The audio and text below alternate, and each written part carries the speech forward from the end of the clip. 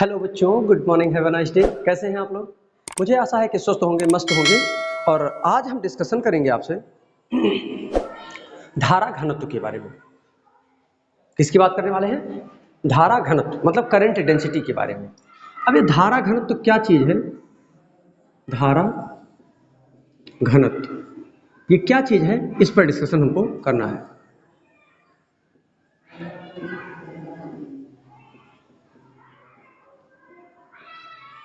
ये है धारा घनत्व, ठीक है ना? अब ये धारा घनत्व है। धारा घनत्व किससे कहते हैं? थोड़ा सा फोकस करिए इस पर।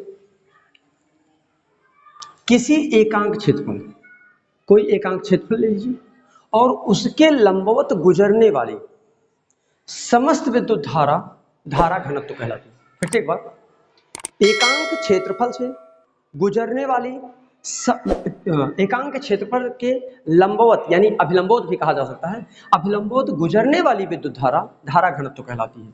देखिए, मैं मान लेता हूं इसका जो क्षेत्रफल है वो डेल्टा एस है। अब इस पर जो करंट क्या करे, लंबवत हो। मतलब ध्यान से देखिए, अगर कोई ऐसे मान लीजिए क्षेत्र है, इस क्षेत्रफल या लंबवत या ये क्षेत्र है, इस क्षेत्रफल एकांक क्षेत्रफल पर लंबवत गुजरने वाली, एकांक क्षेत्रफल से लंबवत गुजरने वाली धारा को हम क्या बोलते हैं? धारा घनत्व बोलते हैं। फिर से एक बार, एकांक क्षेत्रफल से लंबवत गुजरने वाली धारा को धारा घनत्व बोलते हैं। धारा घनत्व को कैपिटल जे से रिप्रेजेंट करते हैं। तो फिगर यहां जो बनता है कुछ ऐसा माना जाता है, कुछ ऐसा फिगर बनाया जाता है। यह है, मान लिया जाता है कि करंट आई आ रहा है, या फिर आप बोल सकते हैं कि ये जो करंट आई आ रहा है वो यहां से जो लंबवत गुजरता है वो कितना है? डेल्टा आई। धारा घनत्व को कैपिटल जे से रिप्रेजेंट करते हैं, तो हम कह सकते हैं धारा घनत्व जे इक्वल टू क्या हो जाएगा?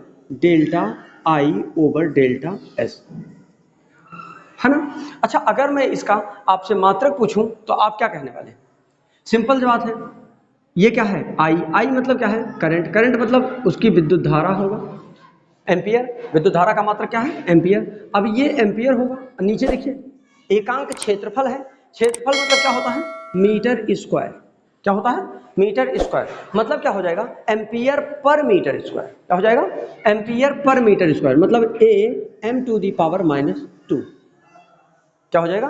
A M to the power -2। अच्छा, सोच के और थोड़ा सा देखिए, अगर मैं इसका लिमिट ले लूं तो क्या होगा? जे इक्वल टू, अगर मैं लिमिट ले लूं तो क्या हो जाएगा?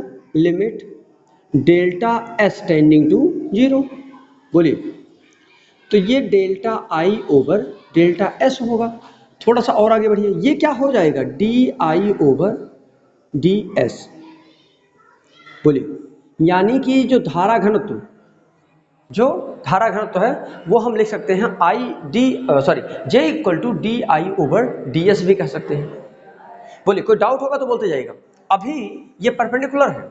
अगर ये परपेंडिकुलर ना हो, मान लीजिए क्षेत्रफल ये है और सरफेस आपका और सरफेस थोड़ा सा टेढ़ा कर देता हूं, ठीक है ना, तभी एंगल कुछ बनेगा। मान लीजिए आपका सरफेस क्या है? ये।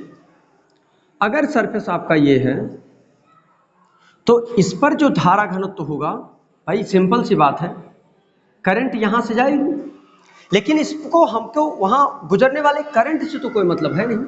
इस करंट से हमको कोई मतलब नहीं है। हमको इसके परपेंडिकुलर कितना करंट मिल रहा है? इसके परपेंडिकुलर, तो परपेंडिकुलर ये होगा। अच्छा देखिए ध्यान से, अगर देखा जाए तो इससे क्या हुआ? थीटा एंगल बना के आ रहा है। बोलिए, तो हम ये जानते हैं, अगर आप क्लास 10th में आपने क्लास 11th में आपने जब कंपोनेंट पढ़ा था, घटक, तो आपने देखा था अगर उससे कुछ एंगल बना के जाता था तो जिससे एंगल बनता था उसको हम कास थीटा बोलते थे। याद आया? लेकिन जिससे नहीं बनता था उसे हम साइन थीटा बोलते थे। अब ये क्यों बोलते थे? अगर याद करो, ये क्या होगा? 90 माइनस थीटा। चलो, यही कास थीटा यहाँ भी होगा। यहाँ एंगल क्या है? कॉस 9। भाई कॉस जब यहाँ होता है तो यही कॉस यहाँ होगा, तो लिखेंगे हम कॉस 90 माइनस थीटा। और कॉस 90 माइनस थीटा क्या होता है? Sine theta. बात समझ में आया? तो इसको हम डायरेक्टली बताया गया था आपको कि इसको आप डायरेक्टली लर्न कर लीजिए कि यहाँ क्या होता है, ये तो कॉस थीटा होता है और ये क्या हो जाता है? साइन थीटा होता है। याद आ रहा है पूरी बात? तो ये देखिए, तो जब धारा करंट इधर से जा रही है, अब यहाँ इस एकांक सरफेस से गुजरने वाला जो करंट है वो ये है। बात समझिए, अगर ये है तो ओरिजिनल एक्सिस से कितना है? थीटा एंगल बना के आ रहा है।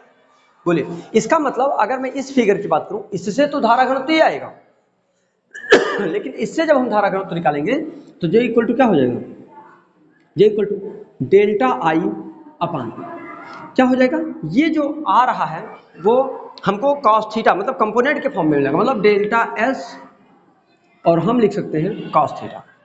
बोले सही है।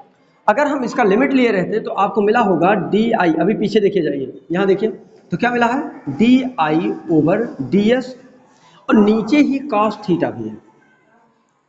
बोले सही है यहाँ तक। थोड़ा सा और अगर आप चाहें तो इसको सिंप्लीफाई कर सकते हैं, डी आई की वैल्यू निकालिए तो आपको यहाँ मिल जाएगा डी आई इक्वल, अब ये इधर जाएगा तो जे के साथ जे डी एस कॉस थीटा। अच्छा सोचिए एक बार, W इक्वल टू वर्ग आपको याद होगा F S, F dot S था। जब आप इसको थोड़ा सा और सिंप्लीफाई करते थे तो आपको मिलता था W equal to F S cos theta. इसका मतलब क्या था, ये जब डॉट प्रोडक्ट होता है तो कॉस थीटा आता है। अगर याद करिए वेक्टर आपने क्लास 11 में पढ़ा था, जब डॉट प्रोडक्ट होता है तो कॉस थीटा आता है, जब क्रॉस प्रोडक्ट होता है तो साइन थीटा आता है। याद है आपको, जब डॉट प्रोडक्ट होता है तो कॉस थीटा आता है, लेकिन जब क्रॉस प्रोडक्ट होता है तो साइन थीटा। याद आया, ठीक है ना। तो साइन थीटा इसलिए आता है क्योंकि वो क्या होता है, परपेंडिकुलर होता है।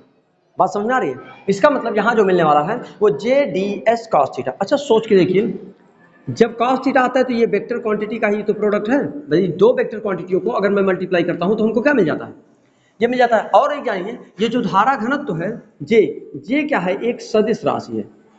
क्या है, एक सदिश राशि है, यानी एक वेक्टर क्वांटिटी है। बात समझ आ गई। तो ये एक वेक्टर क्वांटिटी है, मतलब D I equal to J D S cos theta, D I equal to J D S cos theta. बोलिए ठीक है ना। अब कोई डाउट हो तो बोलिए। अब इसको आप क्या लिख सकते हैं, J vector J dot D S. बोलिए वेक्टर डी एस मतलब धारा घनत्व भी एक वेक्टर क्वांटिटी है, साथ में क्षेत्रफल भी एक वेक्टर क्वांटिटी है। तो ये क्या मिल जाएगा, जे डॉट डी एस। अच्छा सोचिए, ये डी आई है, मतलब एक छोटे से पार्ट की बात की जा रही है, छोटे से पार्ट पे बात की जा रही है। अगर एक बड़े पार्ट पे बात की जाए तो इंटीग्रेशन कर देना चाहिए हमको डी आई का। बोलिए इंटीग्रेशन ऑफ डी आई, तो ये भी हो जाएगा integration of J dot D S. बोलिए सही है। अगर हम करेंगे तो ये देखिए डी आई क्या हो जाएगा, आई, तो आई इक्वल टू मिल जाएगा क्या, जे डॉट डी एस। बात समझ में आ रही है, बोलना जरूरी है क्या। तो हमको क्या मिल गया, I equal to J dot D S, है ना। और ये दोनों वेक्टर क्वांटिटी है। इसका मतलब मैं कह सकता हूं जो करंट है, करंट भी एक वेक्टर क्वांटिटी है। देखिए थोड़ा सा अपवाद है यहाँ, करंट कभी वेक्टर क्वांटिटी नहीं है, करंट तो हमेशा टेंसर क्वांटिटी है, टेंसर है। लेकिन टेंसर क्या चीज है, बाद में हम डिस्कशन करेंगे। वैसे अगर आप नहीं देखें तो आप क्लास 11th में जाइए, देखिए आपको टेंसर मैंने पढ़ाया था। हमने आपको क्लास 9 10th तक जब आप पढ़ते हैं तब तो आपको सिर्फ दो ही क्वांटिटी मिलती है, स्केलर और वेक्टर पढ़ाया जाता है। लेकिन जब आप 11th में पहुंचते हैं तो आपको एक क्वांटिटी और टेंसर भी पढ़ाया जाता है। याद आया कुछ, तो टेंसर क्वांटिटी है वैसे। बात समझ में आया, कोई डाउट हो तो बोलो। तो मैं कह सकता हूं एक और चीज जान लीजिए पहली बात तो, यानी कि विद्युत धारा जो है उसी को हम धारा फ्लक्स भी कहते हैं। इसको क्या कहते हैं हम, देखिए विद्युत धारा को हम धारा फ्लक्स कहते हैं। विद्युत धारा को किस नाम से जानते हैं आप, धारा फ्लक्स के नाम से। कुछ चीजें आपके दिमाग में हमेशा होनी चाहिए, मतलब इसको हम क्या कहते हैं, धारा फ्लक्स कहते हैं। और अभी 1 मिनट पहले मैंने इसका यूनिट बताया था, क्या होता है, जे का होता है एम्पियर पर मीटर स्क्वायर। बोलिए कोई डाउट यहां तक, बोलिए अगर आपको कोई प्रॉब्लम है तो बोल सकते हैं। अच्छा एक चीज और बताइए, एम्पियर पर मीटर स्क्वायर है तो इसका अगर हम बीमा निकालना चाहें तो बीमा इसका क्या होगा, इसकी बीमा क्या मिलेगी, इसका बीमा होगा, ध्यान से देखिए, एम्पियर, एम्पियर का तो यही हो जाएगा, और मीटर, मीटर यानी बीमा में लेंथ का, मीटर की जो डायमेंशन होती है वो क्या होती है, मीटर होती है, मतलब L2 होती है। तो लेंथ को L2 यानी इसको नीचे L2 लिखेंगे।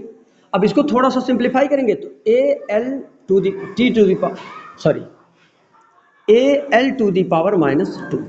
बात समझे। इसका मतलब जो धारा घनत्व तो है उसका बीमा क्या मिलेगा, AL टू दी पावर -2। बात समझ में आई, कोई डाउट है तो बोलिए। इसको अगर हम चाहें तो आप एक डिफरेंट सरफेस बना करके आप इसको डायरेक्टली प्रोपोर्शनल या इनवर्सली प्रोपोर्शनल भी ले सकते हैं। जैसे मैं समझाने की कोशिश करता हूं कि कैसे बनेगा, ठीक है।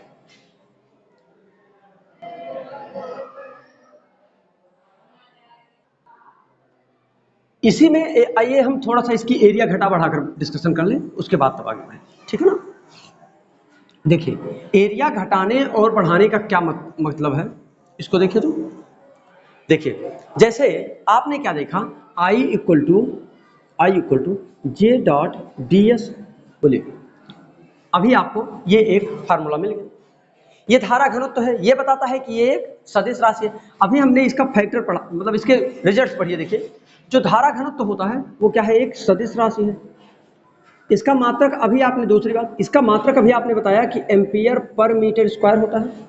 तीसरी बात आपने बताया कि इसका जो बीमा होता है वो क्या होता है, AL टू दी पावर -2। ये तीन चीजें आपने पढ़ा।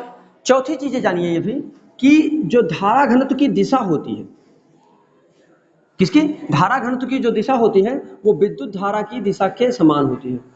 विद्युत धारा की दिशा के समान होती है, ठीक है। अब विद्युत धारा की दिशा के समान होती है, विद्युत धारा की दिशा के क्या होती है, समान होती है। अब सोच के और बताइए इसमें और क्या हो सकता है भाई। अगर सिंपल सी बात है, थोड़ा सा और मैं बात करूं, अभी तक जो धारा घनत्व तो हमने लिया वो एक समान एरिया लिया, अब एकांक क्षेत्रफल लिया लेकिन एक समान लिया। अभी हम क्या कर रहे हैं, देखिए एक फिगर ऐसा कुछ बना रहे हैं कि जिसमें एक समान नहीं है। अगर क्षेत्रफल समान नहीं है तब क्या प्रभाव पड़ेगा, इस पर भी डिस्कशन हमको कर लेनी चाहिए यही। देखिए अब इसकी एरिया में घटा बढ़ा देता हूं। ये देखिए अगर मैं कोई ऐसा बॉटल ले लूँ, मान लो बॉटल के शेप का कोई स्ट्रक्चर ले लूँ, मान लेता हूं कि इसका जो धारा घनत्व है यहाँ का वो मैं कह दूं J1 है और मैं कह दूं यहाँ क्या है, J2 है। यहाँ धारा घनत्व क्या है, J1 है और यहाँ धारा घनत्व क्या है, J2 है। सोच के देखिएगा कि यहाँ कितना करंट फ्लो होगा, यहाँ जो करंट फ्लो होगा वो I होगा। कितना होगा, यहाँ करंट I होगा। अच्छा सोचिए यहाँ जब यहाँ करंट सेकंड सरफेस पर आएगा तब क्या होगा, यहाँ भी करंट I होगा। मतलब मैं कह सकता हूं कि एरिया के घटने बढ़ने से, ध्यान से देखिए, एरिया के घटने बढ़ने से विद्युत धारा पर कोई प्रभाव नहीं पड़ता, ठीक है ना। क्षेत्रफल के परिवर्तन से विद्युत धारा नियत होता है, विद्युत धारा नियत होता है। भाई परिवर्तन अगर नहीं होता है इसका मतलब मैं कह सकता हूं कि नियत होता है ना। अच्छा तीसरी बात और थोड़ा सा बोलिए, जब विद्युत धारा नियत होता है तो ध्यान से देखिए धारा घनत्व तो, लेकिन यहाँ क्या लिखा है, J1 लिखा है और यहाँ J2 लिखा है। आपको एक चीज समझ में आया होगा, अगर धारा घनत्व दो प्लेसेस पर, दो एकांक क्षेत्रफल पर डिफरेंट लिखे हों, इसका मतलब क्या, धारा घनत्व तो परिवर्तित होता है। इसका मतलब क्या, धारा घनत्व तो परिवर्तित होता है। और इसका एक अगला लास्ट फैक्टर है कि आप इसको कह सकते हैं कि जो धारा घनत्व होता है वो इनवर्सली प्रोपोर्शनल होता है किसके, क्षेत्रफल के, किसके, एरिया के क्या होता है, इनवर्सली प्रोपोर्शनल। इसका मतलब देखिएगा, मतलब J का मान बढ़ेगा, J का मान बढ़ेगा कब, जब क्षेत्रफल S का वैल्यू घटेगा। देखिए J का मान बढ़ेगा कब, जब S का मान घटेगा, और J का मान घटेगा कब, जब S का मान बढ़ेगा। बोले बात समझ में आई।